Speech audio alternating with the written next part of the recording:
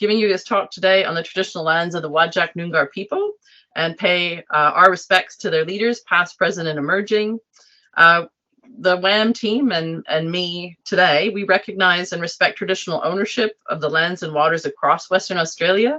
And we're grateful for access to these lands in partnership with First Nations peoples to carry out field work, collect specimens, and conduct our research. So I just wanted to say that. I was just on Friday on Willigan country up in the East Kimberley doing a bush blitz survey at the Charnley River.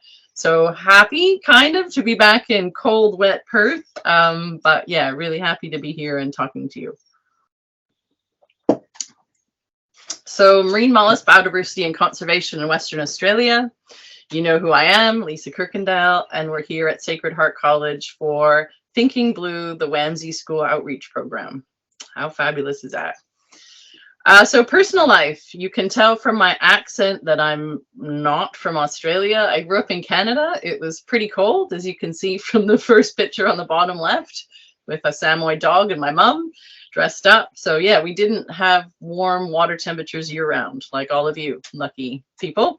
But I love the water nonetheless, and spent a lot of time at the beach and on the water, in the water. That's my brother and I, and lucky enough to grow up with a house near the water. And so spent summers looking for different creatures and bringing them up to my grandmother, who then told me to put them back all the time. Started going to Hawaii a little bit later in high school. And this was really revealing because all of a sudden the water was clear. So I grew up in a place in Canada, like Vancouver Island, near Whistler, that's right. And the water was pretty murky, so it was harder to see animals.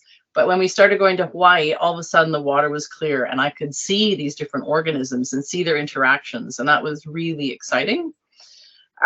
Just kind of a brief side is that I did play a lot of team sports growing up, and that was, I thought, really important to mention because it taught me about teamwork. It taught me about the importance of working together for something kind of bigger than yourself. And that certainly is head of aquatic zoology at the Western Australia Museum now, kind of what I'm doing. I'm leading a really vibrant team of marine scientists to study an enormous state and understand its biodiversity, so that those lessons about teamwork and how to work together and also be patient are really important. I was injured a lot, so I had knee surgery and was out for a year, and that taught me about patience, and it also instilled a love of reading, because that's about all I could do was read and kind of wait to get better.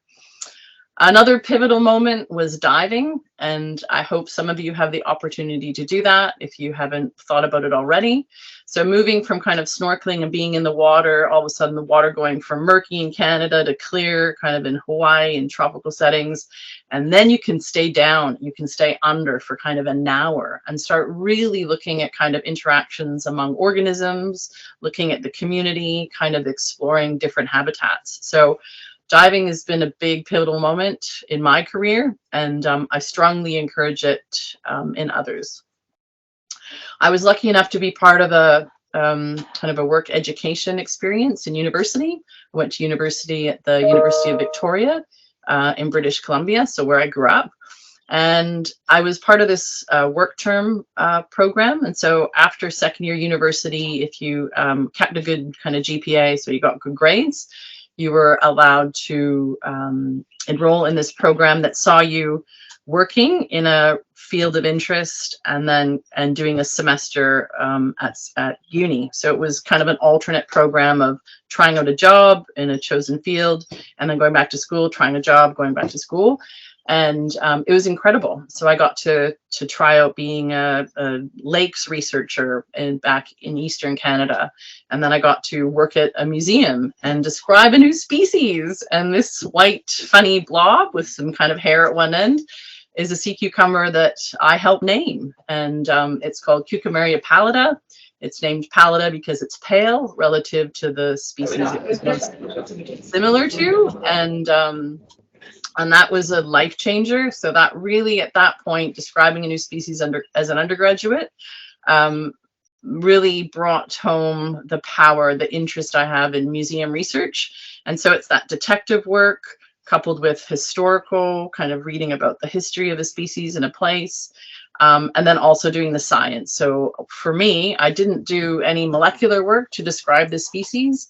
What I did was I cut tiny little pieces of skin to then compare ossicles, which are like hard parts embedded in sea cucumber skin, with other similar species to then describe it as new. So that was a really important part of my education. I then felt like I'd had enough of temperate biodiversity and temperate work and cold water diving, and I wanted to go somewhere warm. So I went to the University of Guam out in the middle of Micronesia, so that's in the Western Pacific, and did a master's degree there. And it was good. It was like a stepping stone before I decided to do a full-fledged PhD. I wanted to pause and just have a kind of a 2-year program to just check that that was what I wanted to do. And it was amazing. With that in mind, I still had questions that were not answered. And if I had more questions, I needed to keep pursuing research.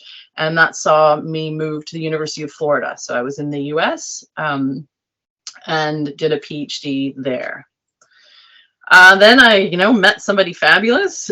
I was invited as a scientist to Paris, to the Paris Museum of Natural History in Europe, and to describe some new species with another scientist. And at that, my to-be partner was also invited to work on a different group, and we met. And then all of a sudden, chaos, reigns, and you have to change your life. Okay, where do you live? Where do you live?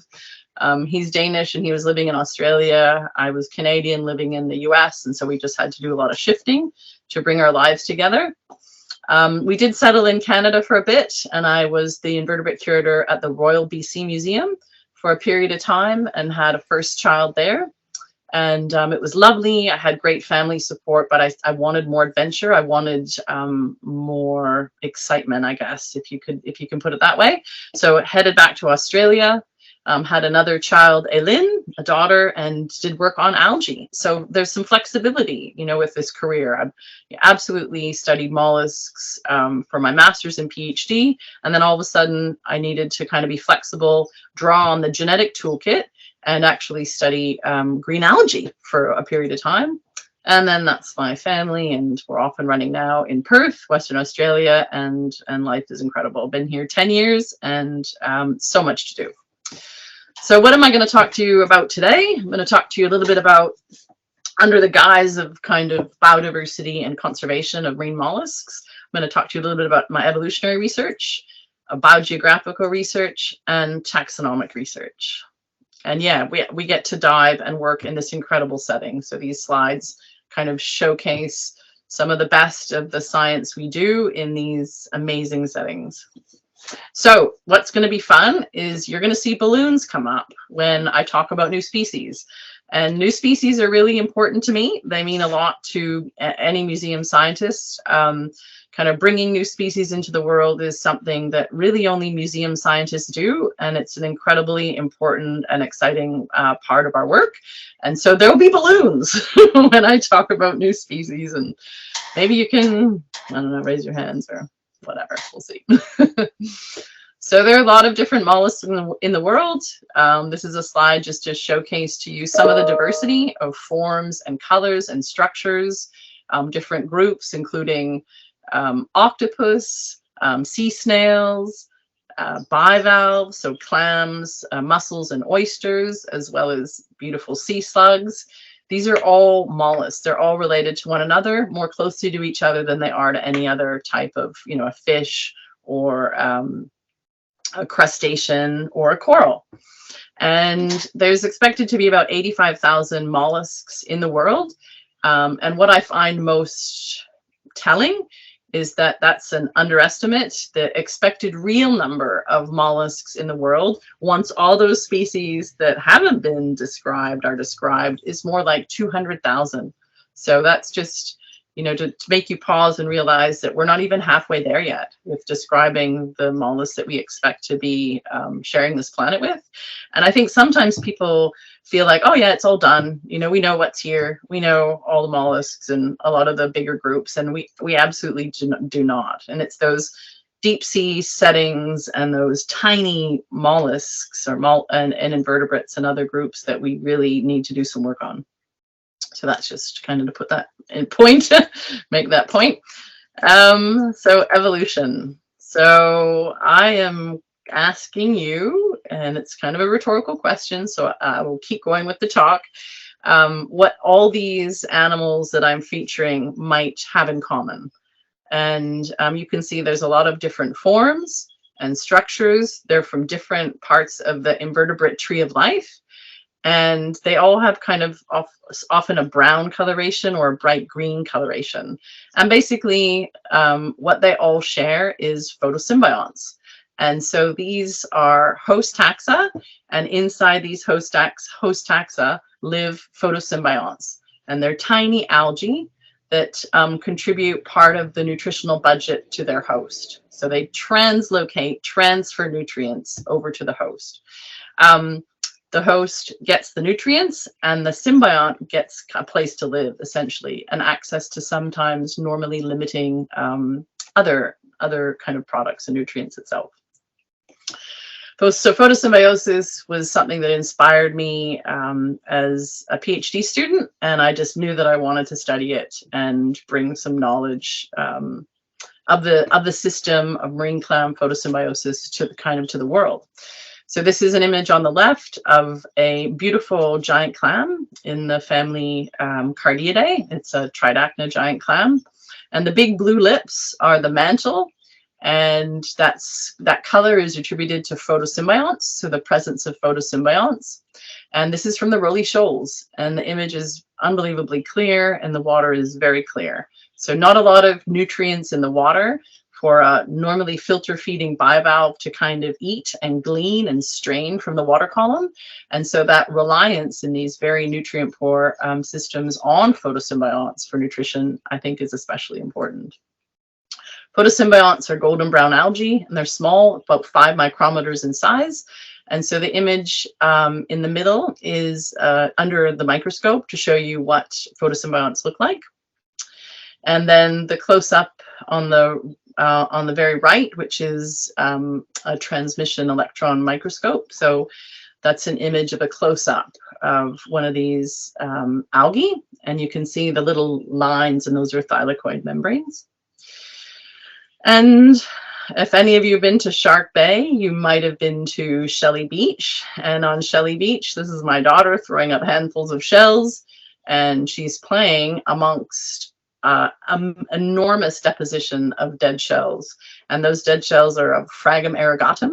And Fragum ergatum is a photosymbiotic, like a small clam, a small bivalve. So like giant clams, like the tridacna in the panel above, it also harbors photosymbionts entrained within its tissue and receives some of its nutrition from these photosymbionts. So I think most people don't realize that, and I think it's really exciting when you go to Shark Bay and you see these huge deposits. Really kind of a different sized animal compared to giant clams participating in a similar lifestyle. And this is a similar lifestyle that you might be familiar with in terms of corals and coral reefs, which also harbor photosymbionts in their tissue. Another animal, another mollusk that participates in photosymbiotic lifestyle is our nudibranchs. And this dragon nudibranch, the beautiful blue color, is one of those species that has photosymbionts, and that's found on the reefs as well.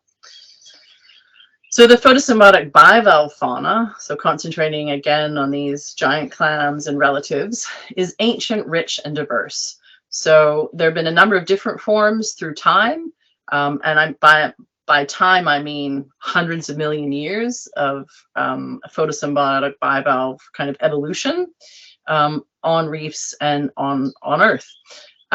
They've looked pretty different than the forms we have today, and they're actually much more rich, essentially, with different experimentations in body shapes and form, probably to optimize for a photosymbiotic lifestyle. And so you kind of see Megalodontidae, Aptocardium, as you kind of go along this time scale, you kind of see different names, and those different names are different genera or different families expected to host photosymbionts, although it's very hard to test in extinct taxa. And then to the present day, where we just have fewer individuals. And interesting, you look at kind of the Paleozoic time, and you see that the origin of photosymbiotic bivalves is coincident in timing with the evolution of coral reefs. So that was happening about the same time as well. And that on the left is just a panel of Goniopora, I think it's Goniopora coral, with this brown color that's indicating the presence of photosymbionts in their tissues. So in contrast, today, photosymbiosis is quite diminished. So what I mean by that is there aren't as many groups around that are photosymbiotic in the marine bivalve sphere, okay? And so photosymbiosis is restricted to two lineages within cardiids, the giant clams, as you've been introduced to, as well as the Fraginae, and I like to call those heart cockles.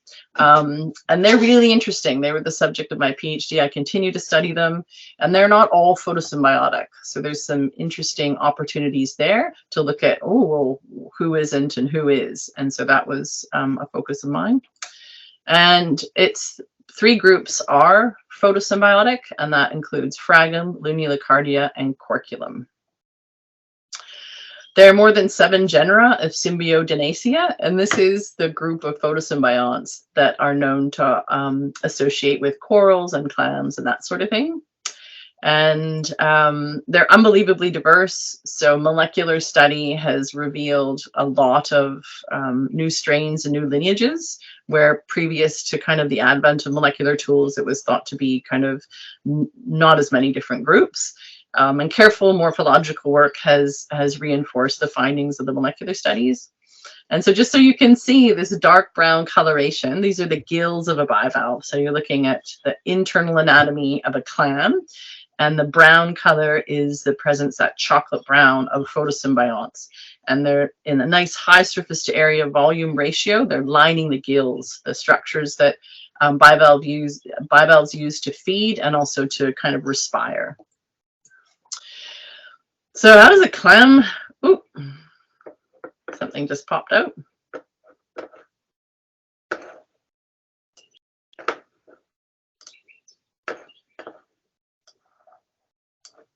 That was weird.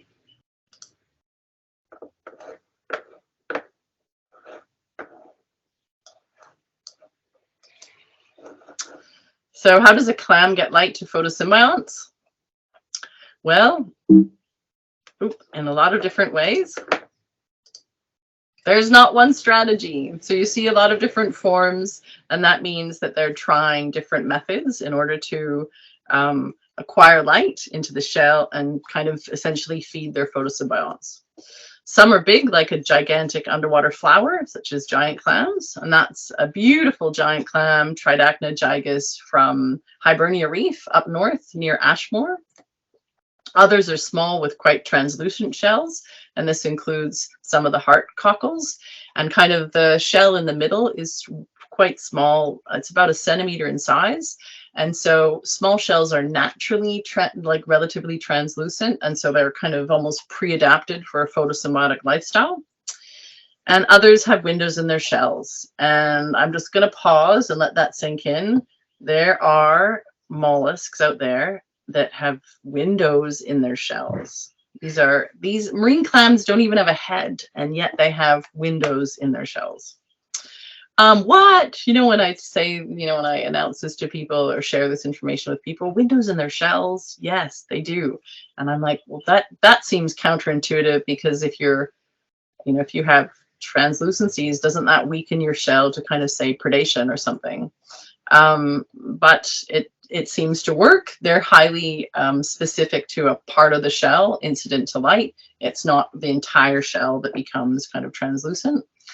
And this is a bit blurry, but you can see there's these darker areas, and that's where the light shines through, and it shines through to the photosymbionts housed within the tissue, the soft tissue of the clam. And so kind of like a living solar panel, that's how I explain these groups to people.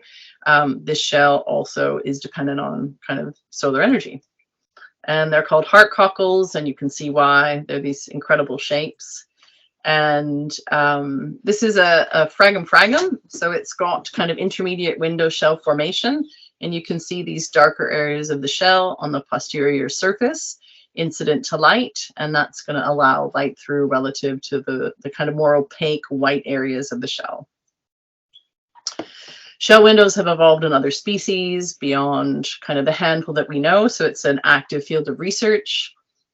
This is a new species, meet Fragum funifutiensis, I should say. It's newly described, I think it was last year we described this. I led the study of small photosymbiotic bivalve. This animal is known in Western Australia from Ashmore Reef, but first discovered in Funifutiensis, in a Funafuti from the country of Tuvalu in the Western Pacific by me during my doctoral fieldwork. It's different than other species recognized so far. The coolest attribute is the presence of these shell translucencies, which I think you can see. So I'm comparing an animal on the left in the middle frame without any transparencies to the new species that has some, to species with very well developed shell windows, Fragumundum on the far right.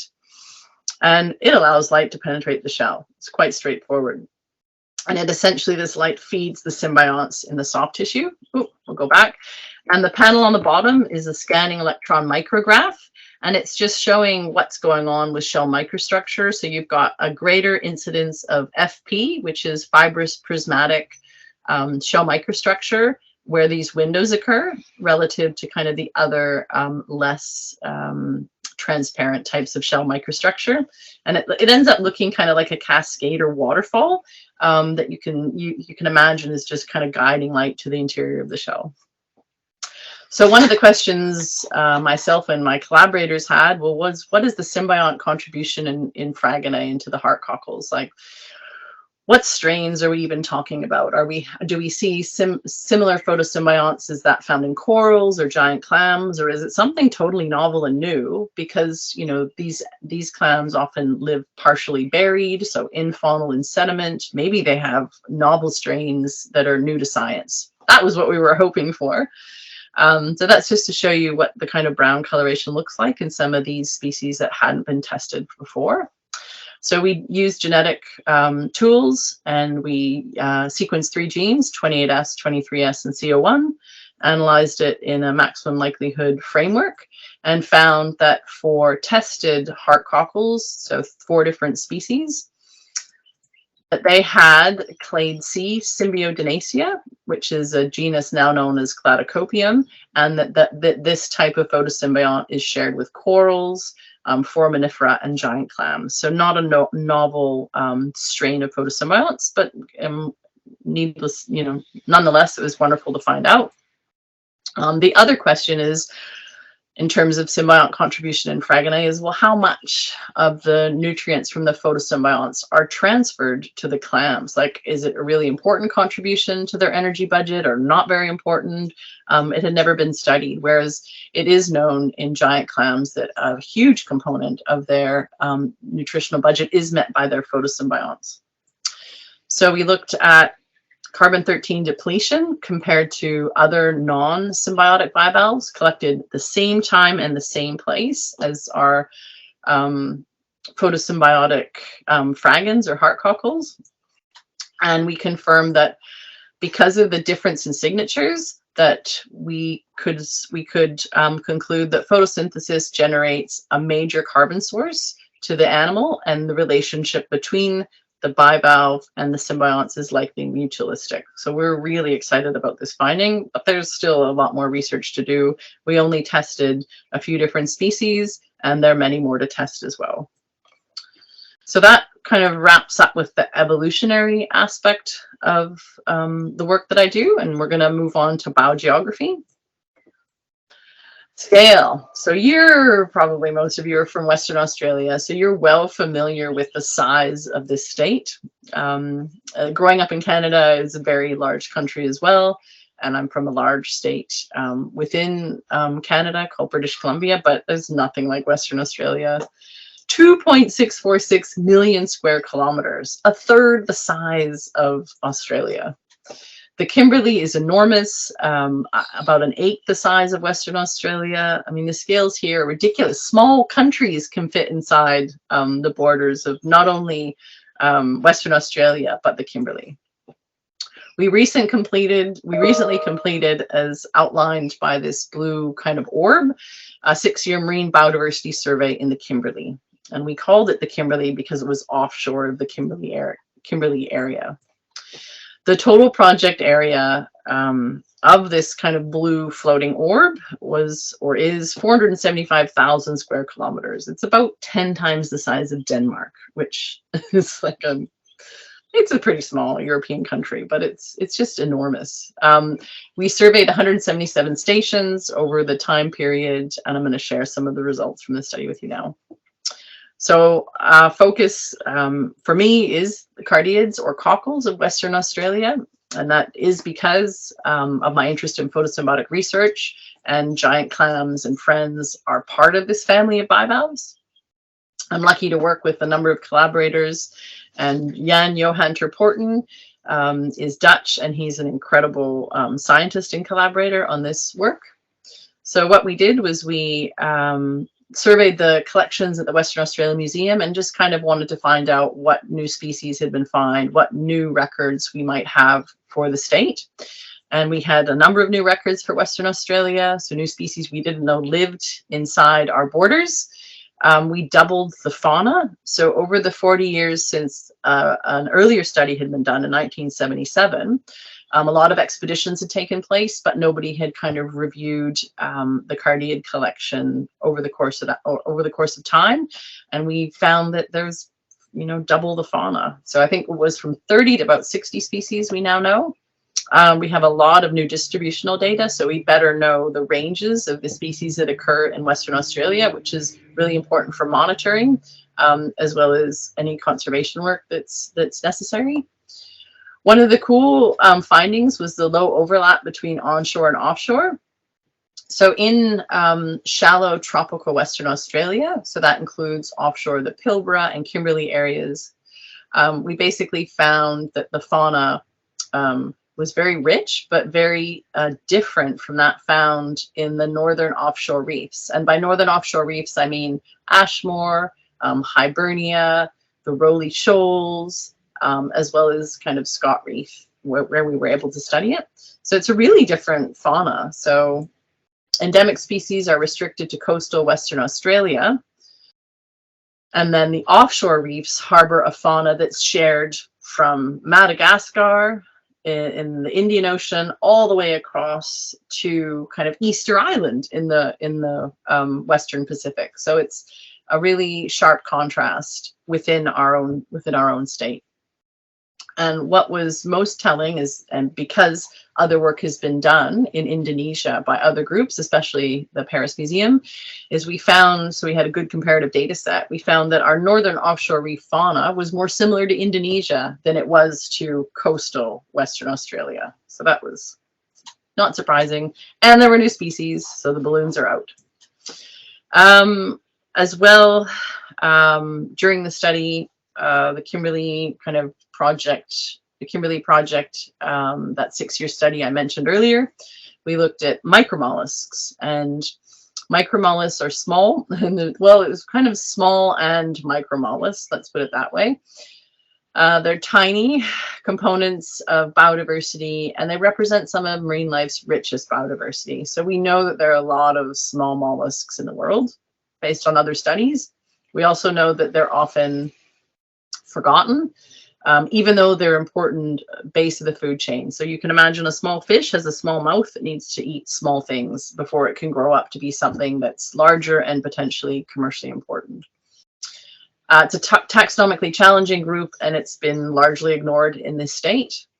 And the final 2 years of that Woodside collection project incorporated a micromollusk component. So we sampled and we sieved, and we scrubbed the bottom like Cinderella, it was us.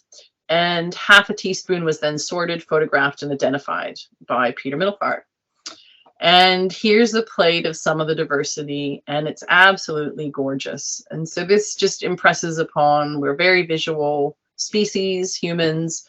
We respond to incredible imagery to kind of showcase diversity. And we especially need this for small mollusks to kind of explain to people what we're talking about, the diversity in form, and that they need to be accounted for. So almost 2,000 identifications, revealed over 600 morphospecies, 21 families that were not known to occur in the Kimberley before. And families are really big groupings that, you know, you go species, genera, and then you kind of hit families. So it's a big taxonomic like group to kind of overlook. 23 new records, an overwhelming signature of rarity. So that means that we didn't find many of the species more than once. And 6 times the diversity compared to that added by the macromolluscs. So we also surveyed the big molluscs, and they added a lot less diversity than the small molluscs. However, we're still only about halfway there. So what that means is that we're expecting, you know, some people have estimated that the project area, the Kimberley project area, should hold about 5,000 mollusks, and we're right now at 2,500, even incorporating that micro or small mollusk component. So we still don't know the area as well as we could. But we found new species, I think 26 new species, which are under description now, and so the balloons come out. Just going to share with you quickly as we kind of head to the end of the talk, just deep sea component of my research program. Went to Ningaloo Canyons in 2020 on board the RV Falkor, and it was an incredible experience. The vessel's owned and operated by Schmidt Ocean Institute. It's fondly referred to as the Google ship, and it's a free year-round seagoing vessel for science. It is competitive. You have to apply to get ship time. Amazingly, it has this ROV, so a remotely operated vehicle, so people can't go down in this ROV, called Sebastian, and it's a robot that's kind of tethered to the ship, and scientists, engineers actually kind of run it, and we can sample with the remote arms, manipulator arms from the bottom of the sea. So it's incredible. The aim of this expedition was to document biodiversity off 2 submarine canyons, basically adjacent to Ningaloo. And so these are the canyons in the middle panel, and you can see there are 2 of them, Cape Range and Clothes Canyon. And it was my first deep sea expedition, so it was really exciting, and just to show that there are still new experiences coming for you, even as a marine scientist with a kind of a dedicated research program. There's always new opportunities available. We were gleefully distracted by squid, or squeee, we called them. So when we were transiting, when the ROV Sebastian was going down to the bottom of the ocean and then back up from a day, you know, a couple of hours of sampling, it crossed through blue water. So this blue water zone. And we didn't really consider it, I think, at the beginning of the expedition, and then we really started paying attention throughout, because we encountered these amazing squid.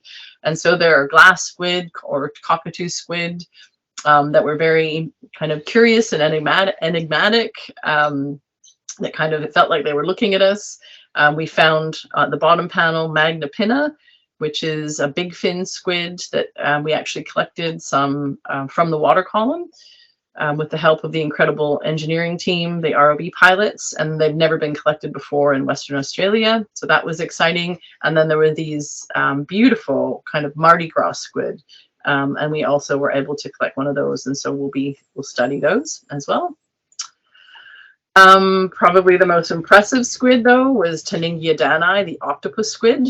They can get quite large. We're talking meters in length, and they're kind of heavy-bodied, hundreds of kilos, and they have these amazing swooping kind of mantle lobes that they kind of, this one in particular, flashed at us, and they flashed more than their mantle. They also have these incredible bioluminescent ends to their arms, tentacles, and it was unbelievable kind of to see. I was just, it was an absolute display. These animals are the top predator in the oceans, and they're eaten sometimes by sperm whales. They have flashing photophores, and that's what I was mentioning earlier. It literally took our breath away, and that scientists have found that this species emits these blinding flashes of light as it attacks its prey. And it is also thought, not only is it used to kind of attack prey, it's also thought to be used as a defense mechanism. So it's kind of got 2 purposes, which is unbelievable. We sampled the squid with a kitchen brush of science, or what we fondly refer to as KBOS. So this highly technical manipulator arm was holding this kind of scrub brush that you might have in your kitchen or your bathroom. And because cephalopods in general, squid in this case, are highly intelligent and also playful, we would put out the brush and lo and behold, the animals would come in and tussle kind of with the kitchen brush of science, and we'd get some tissue from the animals, and we were able to sample DNA from every different species of squid we encountered. So this is a really valuable resource, and we'll be writing that up for publication. Just a quick video of what it felt like to be on the vessel. Every day was different. Sorry to interrupt. There's a flashing giant squid on the... Seriously. It's super exciting. And I actually need to go now. Every moment is kind of new for me, and I live for those. And so it's an incredibly exciting trip because those moments just keep rolling out.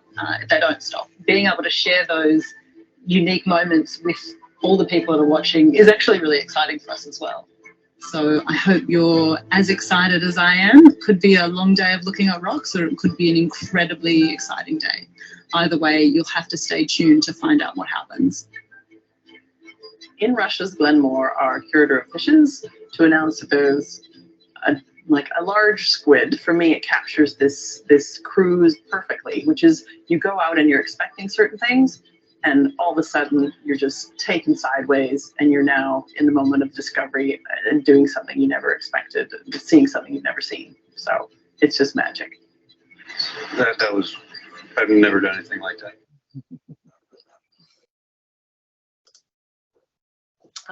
So not only was it fabulous from a scientific and a discovery perspective, because it was so interactive, we were able to have chats going on as we were narrating dives. We interacted with school groups while we were at sea from different places. The world had just gone into lockdown. We left March 2020, and then literally COVID hit. And I think because so many people were at home, they tuned in and they just felt like what an escape to kind of see something good and interesting happening in the world at such a challenging time. And so we ended up winning the 2020 Premier Science Award for this expedition and the outreach in the category Chevron Science Engagement Initiative of the Year. And so it was a wonderful end to an incredible cruise. Just really quickly now, collections are powerful. This is the Harry Butler Research Centre at the Welshpool Collections and Research Facility. So this isn't Bulabarda. This is another facility that's owned by Western Australia Museum. And this is where the collections are held that are yours, that belong to the people of the state, and where the scientists sit as well. So all the samples from the Falkor expedition reside here, as do all of our other samples from different expeditions over time. One of the ways that collections are important that I think some people don't realize is how you can study them in terms of inferences around climate change. And I know that some of the speakers before me in this series have talked about climate change. And so I thought I would just introduce to you how collections are being used to understand climate change in the state. So we have organismal-based records that include metadata. So we might have a shell collected at a certain place and time, and we've identified that species, and we can look at these, and we can kind of, with the good information about its known distribution, we can see if that species is, say, extending its range. So you could imagine what we're looking at is Cama pacifica is a tropical bivalve, and it's known from Broome. And we did some surveys recently around Rottnest Island, and we found Cama pacifica showing up in Rottnest Island. So that's 2,000 kilometers south of where we expect it to live. So that's a huge distributional change, and something that when you kind of pile that type of data up across taxa, including fish, kind of sea stars, sponges, corals, you kind of get an emerging picture of, say, a tropicalization trend. So tropical species moving down the coast. Now, this is important to kind of study and acknowledge and kind of monitor, because you can imagine that some of those species that occur in rottennest, the potentially endemic temperate fauna, might be impacted by new species kind of moving down the coast. So competition for resources and that sort of thing. So that's how museum collections are used in understanding climate change impacts. Future work is exciting. 2022, I've just come back from the July Bush Blitz on Friday night. I flew in from Charnley River Station, where we were surveying for new species in terrestrial Kimberley. So that's kind of East Kimberley and an area, Willigan country, where I was looking for freshwater molluscs and terrestrial snails. This October, November, we have some staff going on the Marine National Facility. That's the vessel called Investigator in the top left, to survey the deep sea around Indian Ocean territory, and that includes Cocos and Christmas Islands. And right after that expedition, we turn around and most of the team from the Western Australia Museum's Aquatic Zoology Department will be heading again out on the Investigator with colleagues from CSIRO to survey the deep sea around the Gascoyne area. So that's the area where the Falkor expedition pretty much went in 2020. So we'll be trawling and looking at what lives in this area. 2023, we'll be heading down south to, there's the Pink Lake, to the Recherche Archipelago to do a bush blitz study to discover new species in that part of the world. And that'll be a marine focused expedition. We'll be partnering with marine parks in 2023, near the end of 23, in a grant led by Curtin University to survey Kimberley reefs with Winnable-Gambra traditional owners. That'll be very exciting. And then as well, happening next year is a partner marine parks grant led by UWA, the Minderoo group there, to study the deep sea off of Western Australia with some of our staff from the Aquatic Zoology Department. 2024, we're applying for a Marine Parks grant to discover and study shallow water species in Cocos and Christmas Keeling Island. And then we're looking at putting in a proposal for the Falkor 2. So the little Falkor, the very bottom picture, shows the Falkor that we went to sea on in 2020. And that boat is that vessel is being decommissioned and being replaced by the giant red boat to the right of it called Falkor 2. And so there's an opportunity to continue doing research on the Falkor 2 when that vessel is officially launched. My advice to students is really to get involved. There are volunteer programs at the museum. There's internship programs at most of the institutions, be they universities or CSIRO, AIMS, those kind of government bodies, to try your hand at marine science and just see if a career in marine science is something that you'd like to pursue. So that's my big advice, is to get involved. I mean, it's wonderful to get good grades. That's really important part of what you need to do and focus on, but get involved with the community, pursue a hobby like diving, get involved with a photographic group, underwater photographic community, that sort of thing is just a really important part of your development as a person and as a scientist. And even though it's a marine talk, I'm just letting you know about Snail Snap, which is happening through iNaturalist. And that is a place where we have a project running that basically sees people uploading images of native land snails in the genus Bothriembrion, so that we can track and find new populations and potentially find new species. So if you're interested, if you like photography and iNaturalist is something you'd like to explore, then please join SnailSat 2022. It's running for till the end of August. And thank you very much. I really appreciate your time, your patience with the start of the talk, and your interest in marine science. So thanks.